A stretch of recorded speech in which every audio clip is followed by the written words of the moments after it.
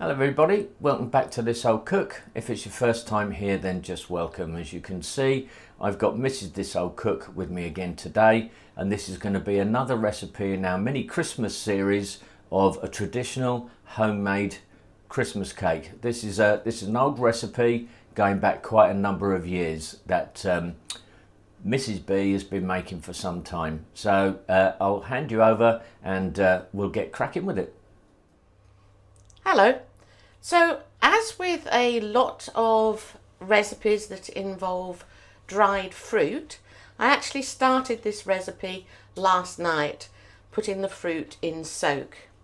So what I have in my bowl here is a mixture of raisins,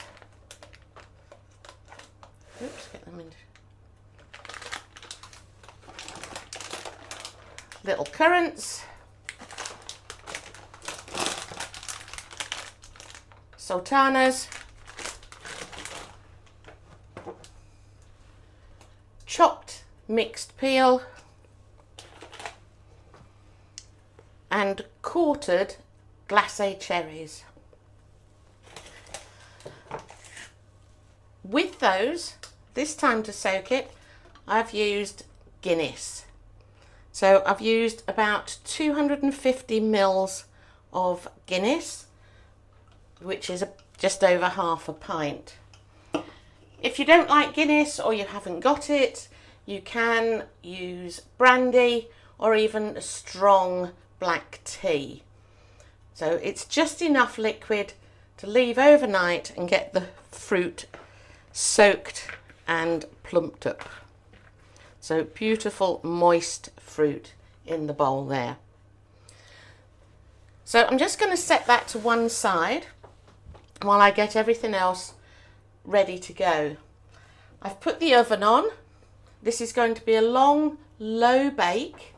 So the oven is set at 165 degrees C, which is 325 Fahrenheit, gas mark 3.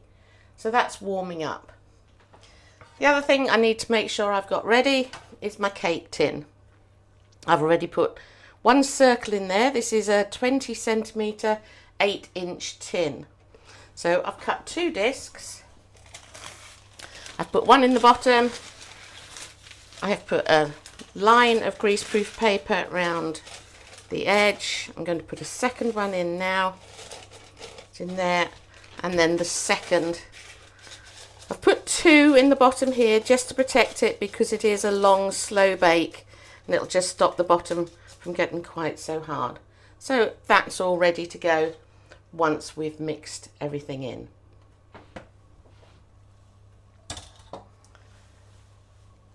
The first step is to cream the butter and the sugar. So in a lovely big bowl, because you're going to end up using this as your final mixing bowl. I've got 8 ounces or 225 grams of hard butter, slightly salted butter. Let's get those in there. I've chopped them up slightly. So into the butter, which I'm going to cream, is 225 grams or 8 ounces of dark soft brown sugar. So for this I'm using a hand mixer. Many years ago I would have used a Kenwood K mixer, but I don't have that anymore. So this may get noisy for a couple of minutes, but off we go.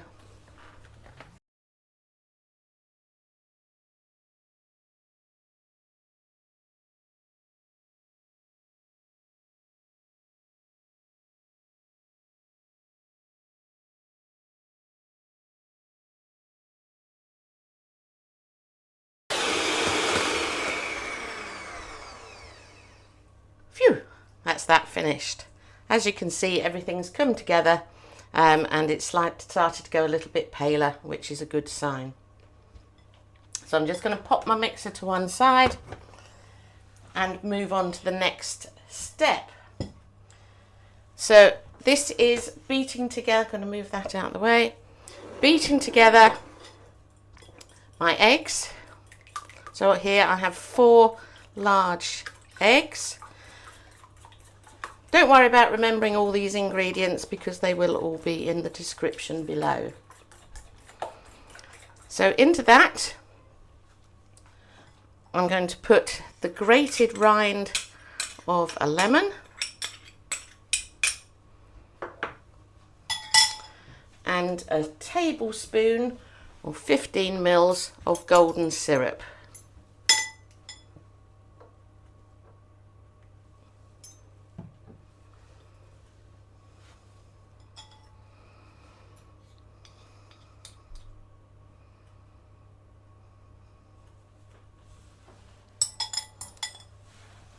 So just give these a good whisk together.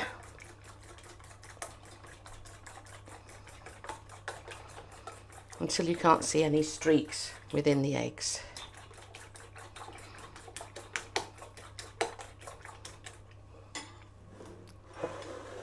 Okay, so I'm going to bring that back and very gradually mix this in with my butter and my sugar.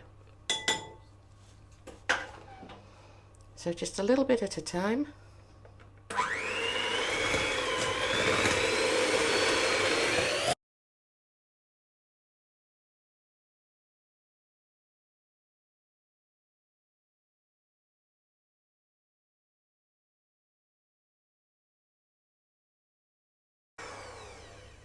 Just going to bring some of the sugar from the sides of the bowl down to make sure they're all blended in.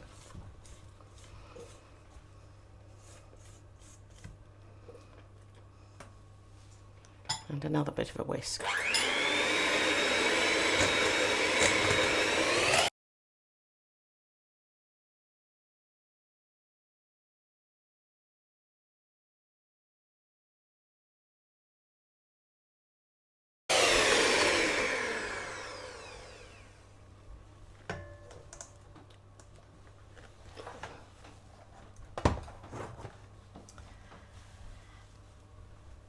So now I'm going to move on to the dry ingredients.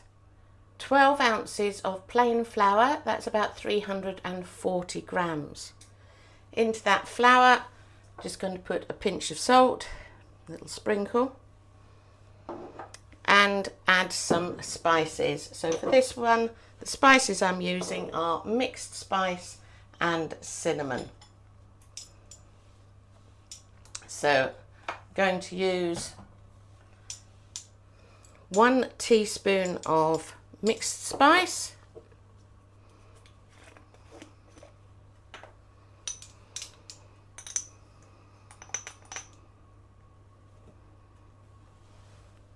and half a teaspoon of cinnamon.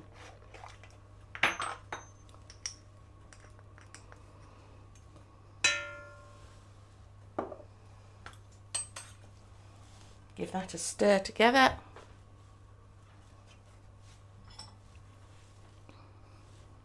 Oops. Clanking about.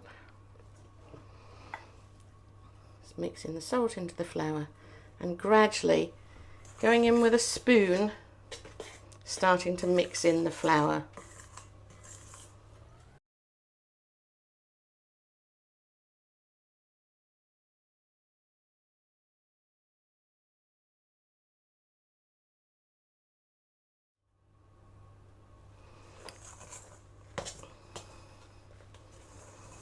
So going in with a metal spoon, which is always good for folding in flour, rather than a wooden spoon.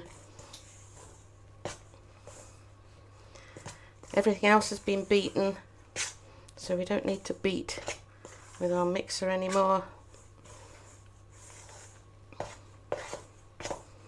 Just get that all in together. So that's our basics of the cake, and now we add the fruit. So kind of larger spoon here.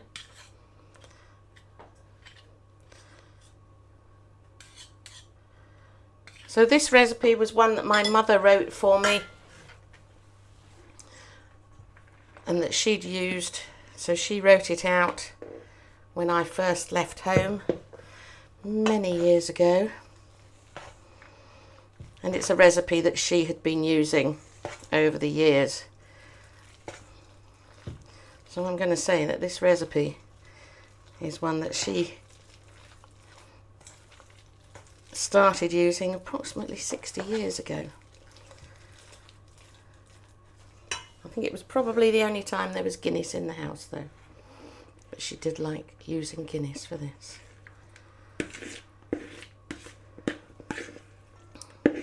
A lot of fruit. Okay.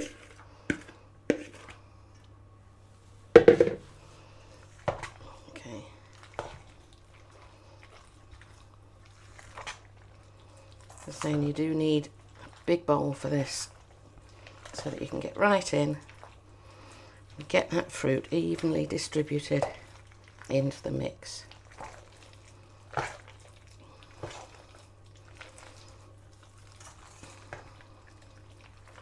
Having the fruit soaked and moist makes it a lot easier to mix in.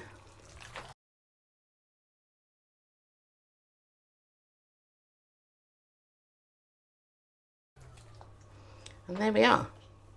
So it didn't take too long. So I'll bring back my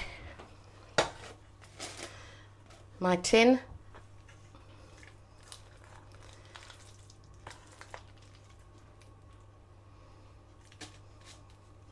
And just dollop it in.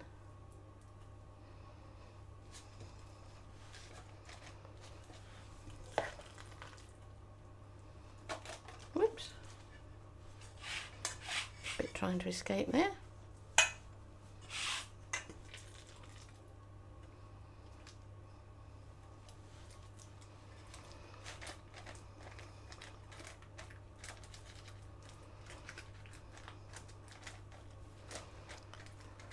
So making sure that it's packed into the tin is going to be very full.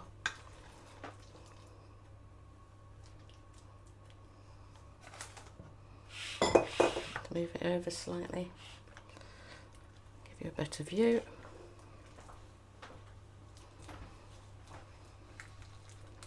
If you prefer a square tin for a Christmas cake, which does make it a little easier to cut sometimes, if you're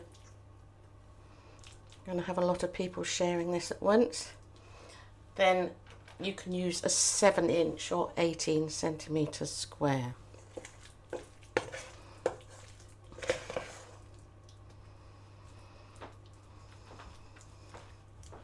As hopefully you can see as it's going in, all the fruit is coated with our butter, flour, sugar and egg mix.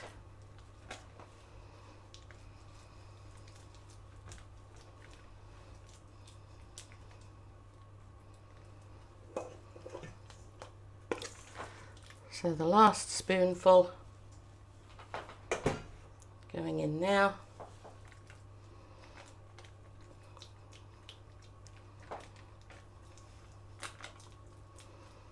And again, just flattening it out.